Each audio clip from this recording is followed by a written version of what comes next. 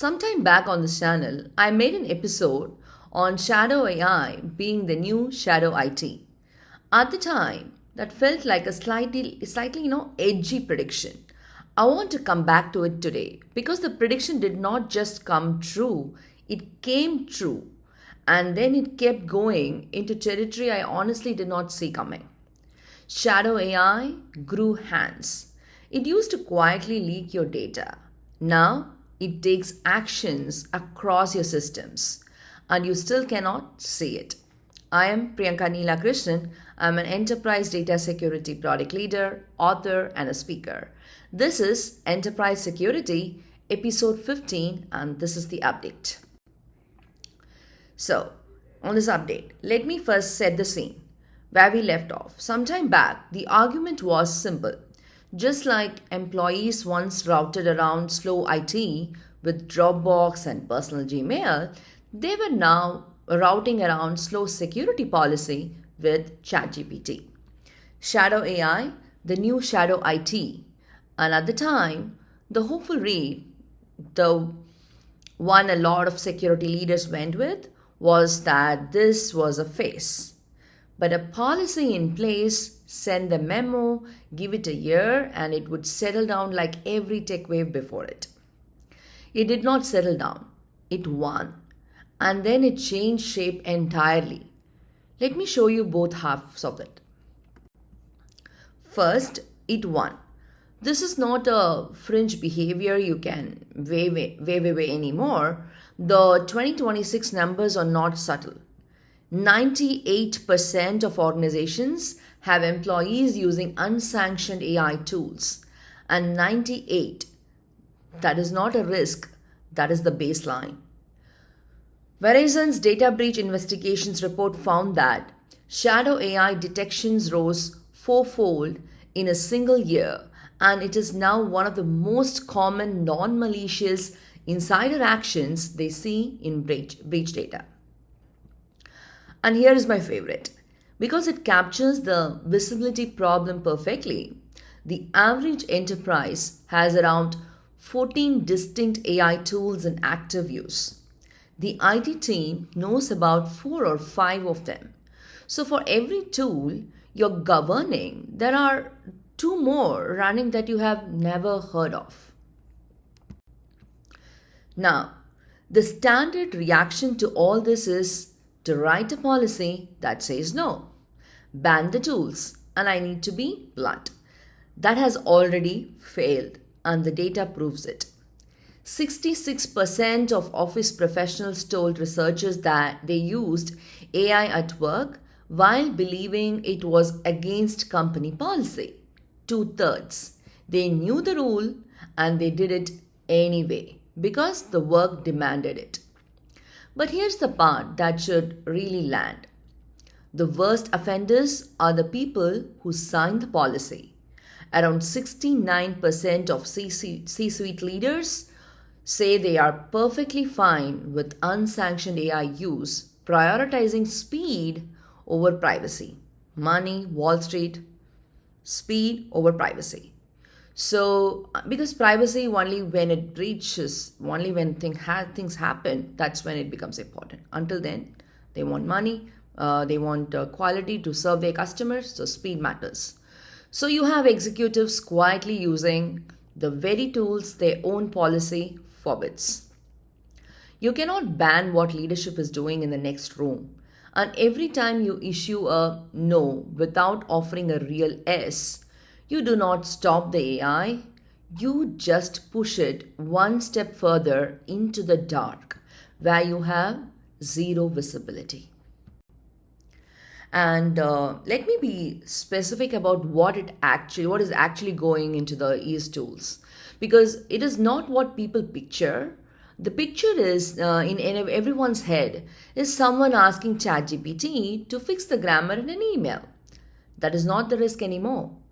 In the Black Fox survey, 33% of employees admitted pasting internal research and data sets into unsanctioned AI. 27% pasted employee data, salaries, and performance records. 23% pasted company financial information. So your crown jewel data, the stuff you would never email externally, is going into tools that in many cases may train on it. And as one researcher put it bluntly, once it is in there, you cannot get that information back. There is no delete, there is no recall, it is just out. Okay, so that is half the story. It won. Here's the half nobody is ready for. It changed the shape. Let me walk the timeline. In 2023 and 2024, shadow AI meant pasting text into a chatbot. The risk was a one-time data leak from a single prompt. Bad, but bounded. By 2025, it widened. Unapproved models, AI browser extensions, personal accounts handling work tasks, the surface got bigger. And then in 2026, it grew hands.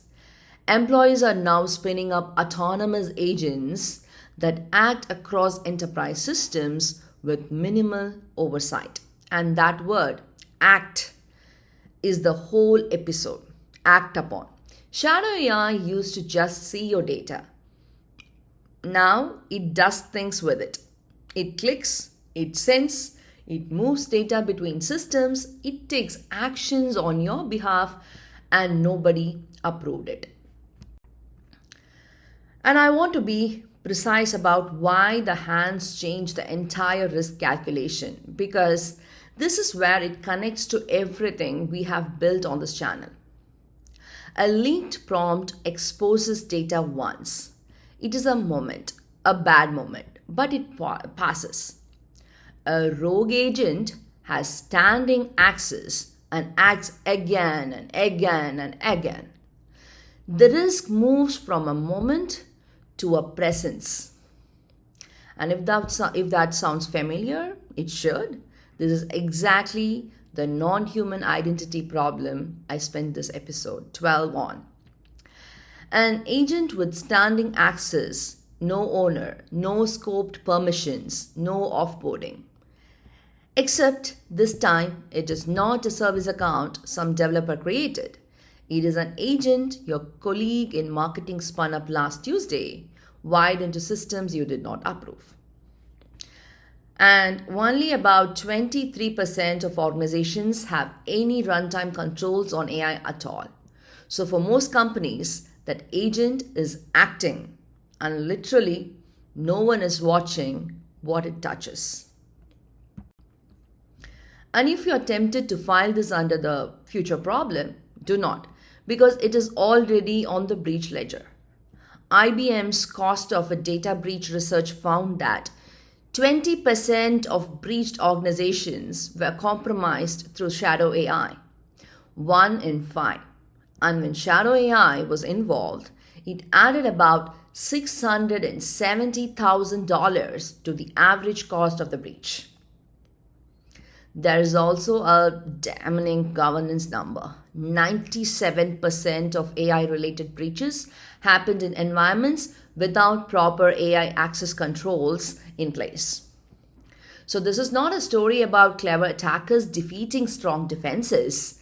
It is a story about there being almost no defenses on the AI layer at all. The money is real, the breaches are real, and they are happening now. So, what do you actually do, given that banning is a fantasy and the agents are already running? The good news is, Shadow IT already taught us the answer 15 years ago.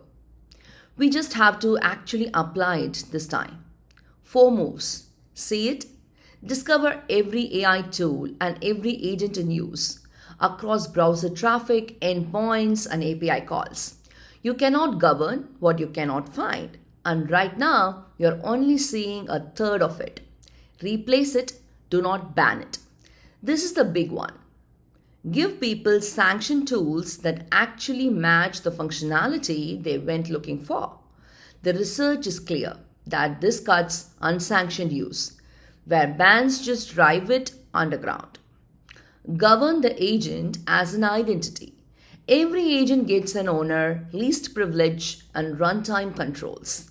Treat it like the non human identity it is. And guard the data going in. Prompt level data loss prevention that blocks regulated data before it ever reaches the model. The goal is to stop the paste, not to punish the person. So, let me bring it home. The single most important sentence in this episode is this: the ban is what created the shadow. Read that again. The ban is what created the shadow. Shadow AI did not appear because your people are reckless. It grew and then it grew hands because the work genuinely demanded these tools and we refused to give people a safe way to use them. Every no without a yes does not reduce AI use. It just moves it somewhere you cannot see. So, I want to leave you with a different question than the one most security teams are asking. Stop asking, how do we stop people from using AI? That ship sailed 2 years ago. Start asking, what are my people already running that I cannot see, and what is it actually allowed to do? Because you cannot govern what you are pretending is not happening. I am Priyanka Neela Krishnan, and if this was useful, go watch the original Shadow AI episode to see how far this has come. Subscribe, and I'll see you on the next one. By the way, everything here is my own opinion and analysis, not tied to or representing any employer. Alright then, stay safe, stay secure. Until then, this is me, Priyanka Neela Krishnan. Bye.